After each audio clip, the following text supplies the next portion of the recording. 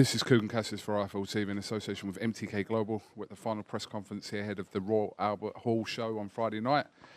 It's been a while since I've been joined by Tunde Ajayi. How are you, sir? Dream it, believe it, become it. You know, Coog, I'm telling you, when I get interviewed by you, it's like, it's an honor. Because, you know, me and you's like once every year or once every 2 years. So it's definitely an honor. And it's good to see you. You're looking good. I appreciate it. I don't know the reason for this, actually, because like, I'm not all of Anthony's fights, but yeah, it has been a little while since obviously we've caught up. But just the how's life in general question to start with. Well, fantastic. It's always been that from the beginning. You know, I said it from the start. You know, and it's great. The journey's continued. My life is great. I'm doing what I want to do. And I think that's what everyone should do. You know, do what makes you happy. And for me, it's great. Fantastic. Glad to hear. Now, for the last 2, maybe 3 years, the attitude from yourself and also Anthony has just been kind of like, just hold tight. It's coming, just hold tight. But is it fair to say with kind of having to still wait for that hold tight moment? Well, I coined the phrase, everything is timing. And, you know, I think, again, it's an important thing that one shouldn't be rushed into making decisions based on pressure, peer pressure. You got to do what's right for you when the time is right. And I'm lucky enough, I'm blessed to be with Anthony every day. I'm also his manager as well as his trainer. So I have to have 2 hats on at the same time. And I think that because we started in such a meteoric way, it's almost as though, you know, when's he gonna have this magical fight?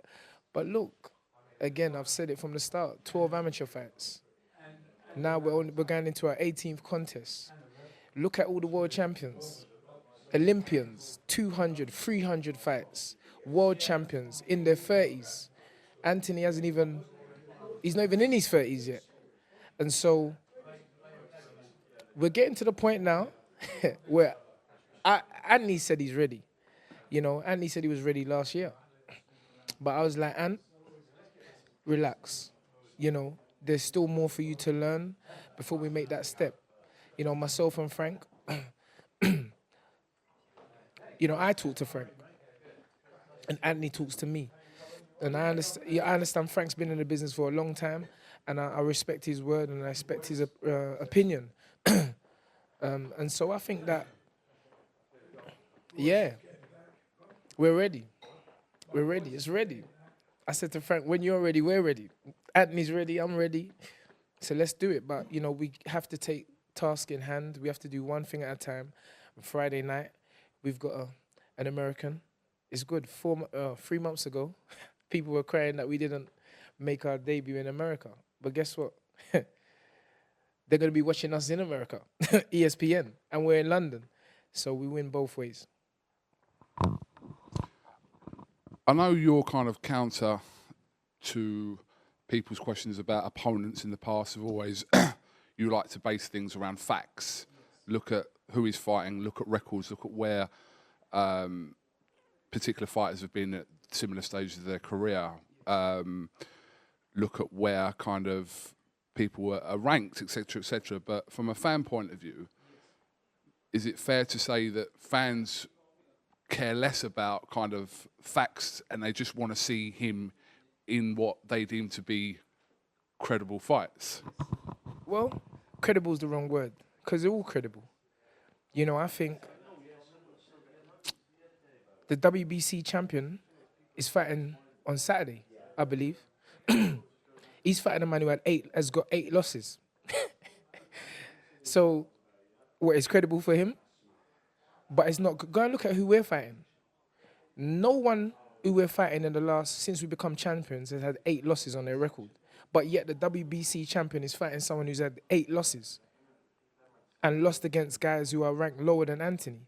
So the reason why I keep you bringing up facts is because they're relevant. You know, and you talk about fans. I have to always explain this to the people where I come from. You know, because they sometimes tune into IFL TV and hear highly influential people talking about we're not fighting this, we're not fighting that, we're ducking this, we're ducking that. But I have to show my man them that, look, boom, sorry. Sorry for the language. I'm going back into the road again. I have to show my guys them in the barbershop, in the food shops, that look, we are fighting these guys. I'm entrusted with a job of bringing a young man, helping a young man fulfill his dreams. And I understand that there has to be calculated moves at calculated times. So it's like I say to the fans all the time, relax, take a cup of tea. It's coming. It's coming. It's coming. This is destiny. I believe in destiny. It's coming. Because guess what? It's because we're making it look the way we make it look that maybe the fans are getting impatient. But there's only one Ronaldo. He makes it look easy. Messi, he makes it look easy. But they still have to go through the process of building their careers and playing when they play. So I think there's no difference with Anthony. I just think we're special because all the world champions have had Olympic pedigree. All the world champions. The WBC, the IBF, Baterviev, Olympian. Volstik, Olympian. Bivol, Olympian. Kovalev, he turned pro early, but won Russian amateur titles. Anthony Yarde, novice champion with 12 fights, 11 KOs as an amateur. Now we move into the professionals, 17 fights, 16 KOs. So we're doing something right. So the fans is coming. Don't worry, we're going to get it. And you're all going to be proud of us. You're all going to be happy for us because we done it in a way that's never been done. And I'm happy about that. And I'm happy for Anthony. And I'm happy that I've been standing with him from the very start. Tunde, before we continue, are you aware that the press conference has just started? Yes. Do you need to go to the press conference or are you happy to finish the interview? Okay.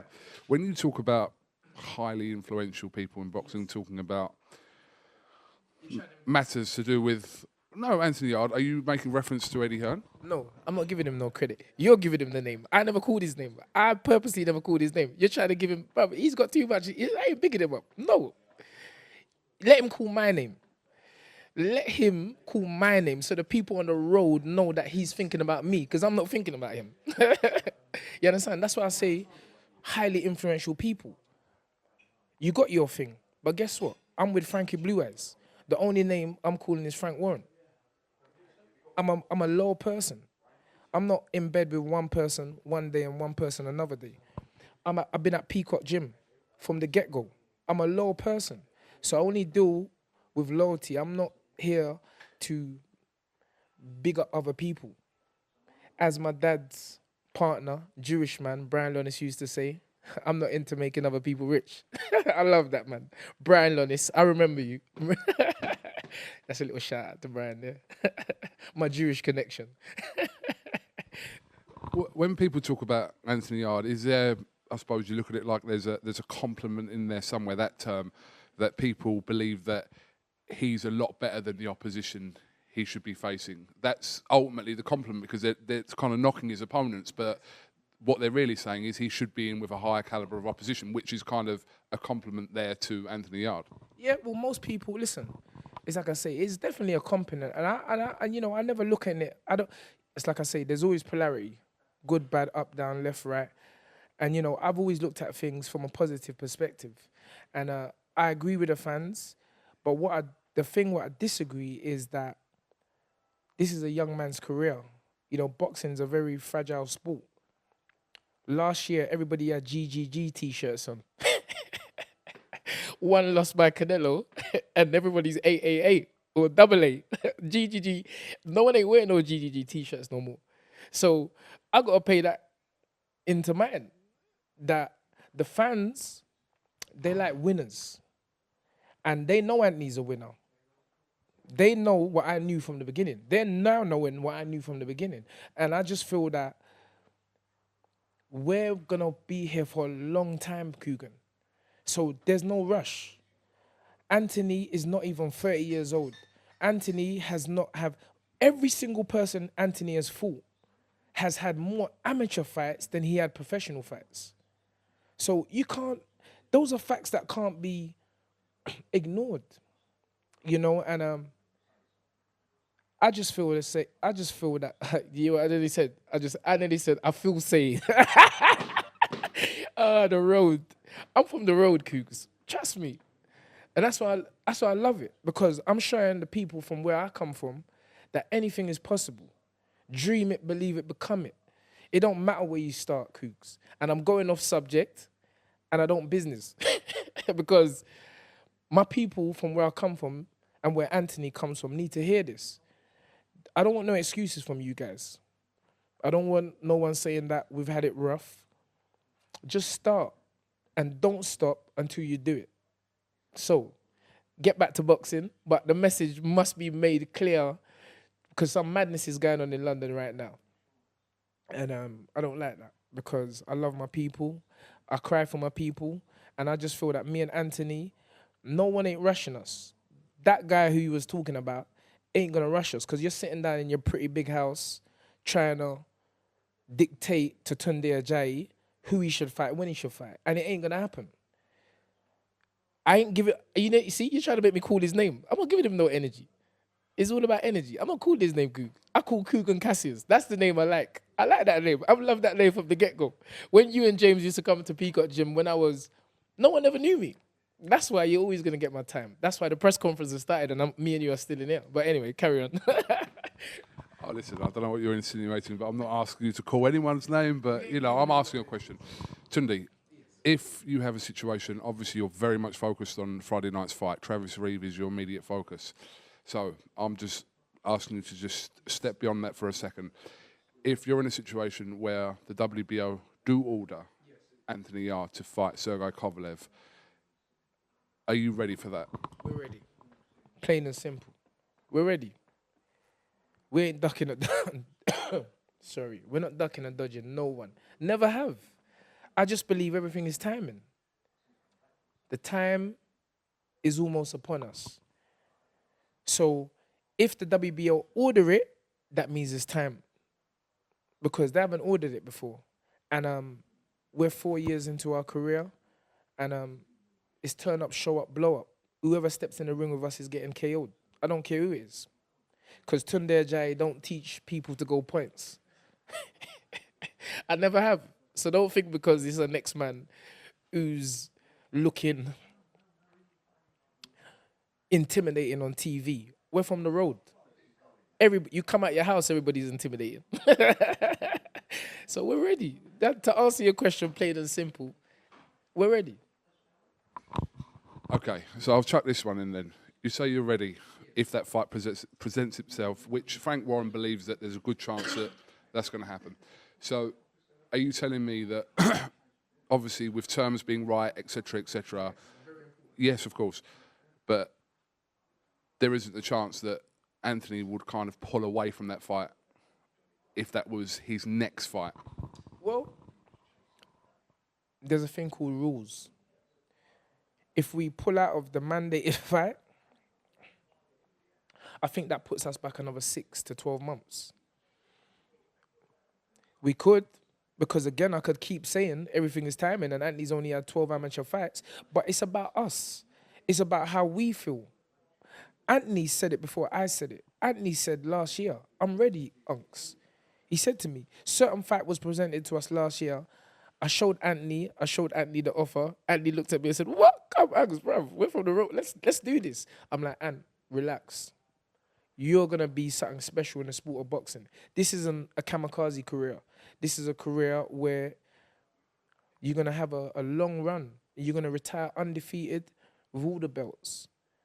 And you're going to move up to heavyweight and win that. I'm saying it. Anthony Yarde punches harder than heavyweights. You see the punch machine. There ain't no, but listen, you see the scores. You see what I do. I turn the machine off. Anthony beats all scores. We went to Germany. Adidas, Herzl, top scorer there, laying there for 2 years. Bam, one punch, Anthony beats it. We go to BT Sports. Bam, one punch, Anthony beats it. We go to Frank Warren's office, Hertfordshire. Bam, one punch, he beats it.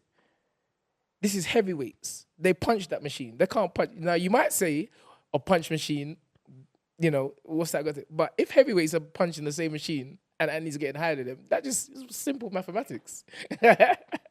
But, yeah, we're ready. Tunde, I'm going to ask you 2 questions in one here, so if you could try and kind of put this into the same answer. I like to go on a bit. All right. I realise that, but it's good. Tunde, so far in Anthony's career, who would you say is the best opponent he's beaten, and what do you believe the gap is between that best opponent and someone like Sergey Kovalev? Because that's what people will question, the gap between his last or his best performance to date against the most credible name that he's fought, that jump from that to someone like Sergey Kovalev, which we know all about. Kugi, you know who his best opponent is. It's me. I don't know. You asked me this question before. I'm his best opponent. You see the Kung Fu movies? You see Snake and the Monkey Shadow? Once the student can beat the master, I am the master genius. Once the student can beat the master, you ain't heard nothing like this before, but I'm showing you what's going on. He's ready. I'm Anthony's toughest opponent. There's been a big thing about sparring partners. Listen, let me just educate these young fighters coming up. If you spar with Roy Jones, it don't make you Roy Jones. I'm just telling you the facts. It ain't about sparring. Sparring plays its part, and the fights play their part. But who had Floyd Mayweather beaten before he fought Gennaro Hernandez? Who had Roy Jones beat before he fought James Toney, Bernard Hopkins? It ain't about that. It ain't about that. I don't follow the ethos of, oh, his last opponent, oh, his best opponent. It's me. Because I'm always evolving as a teacher, as a trainer, as a master, a student of the game. And if Anthony can deflect my shots on what I'm bringing to him every day, which he is at that point now. I was just talking to him a minute ago. I said, Ant, your reaction, your speed, your power is improved every single fight. And I did say that from the start. I said, right at the beginning, you will see Anthony Yarde get better and better and better every fight. And it's not the opponents. So Kovalev, who you just mentioned, he needs to be watching us. And you can go and talk about all these tippy-tappy pads. The people have short memories. This was the same thing they said about Floyd Mayweather and his uncle. You forgot. Well, I never. Tunde Ajayi never forgot. You criticized him at the beginning. But guess what? Tunde Ajayi took himself to Las Vegas, met with Floyd, sat down in the mansion, and we spoke. And he gave me jewels that I will never forget. And I told Floyd, I will be that in the UK. And it's happening. So I ain't watching Kovalev. Kovalev better watch us. He better watch us. All of them better watch us. In fact, I know they're watching us because I talk to reporters. They know Anthony Yarde's name. They know who Anthony Yarde is, and they know who Tunde Ajayi is. I just want my people back home to get behind us because we're good people, we're positive people. We only want the best for everyone. And I just think that the whole of the UK need to get behind Anthony Yarde. Don't forget Tunde Ajayi. Because, you know, I have made certain decisions. But Anthony, I love him and I know he's going to go all the way. But to answer your question directly, I never look at boxing like that. About, oh, let's see what his last opponent, who is his best opponent. Because it's always fight night. And things happen. You don't know what's happening in the run-up, in between fights. You don't know what people are going through personally. You don't know how well they're prepared. And sometimes you look in the ring, you think, hold on, that's not the guy I was looking at the last fight. So me and Anthony have always had that thing. We ain't watching nobody. We're just trying to be the best we can be. And we must be doing something, right? Because I'm getting interviewed by KUGAN CASSIUS. Tunde, you firmly believe that Anthony would knock Kovalev out? Yes. Yes, 100%. Because I don't train no one to go points. Who is he? Who is he? Is he not a human being? And you got track record for getting knocked out. So ain't as though we're setting a precedent. Bro, I keep telling you, man, we're from the road. 2 arms, 2 legs, 1 mind. Dream it, believe it, become it. Is what I've got in my head for Anthony. Anthony is not vocal, so maybe that's why I sometimes get a little backlash, but I get it. The same amount of people that talk negative about me is the same amount of people who talk positively about me. Life is balanced, and I get that. I just focus on the positive side. I ain't worried about what the negative people are saying. But my thing is that you're a human being. At the end of the day, it's going to boil down to skills, mindset, preparation, having the right man in your corner, not because he's a name, because you vibrate with that person. You have a great relationship like Ben Davison and Tyson Fury. No one ever knew Ben Davison before Tyson Fury, but I didn't. But it's obvious he's done something right to bring Tyson Fury to a new self. And I just think that me and Anthony have got a relationship not seen since Cuss and Mike Tyson. I really do believe that. And so the journey continues.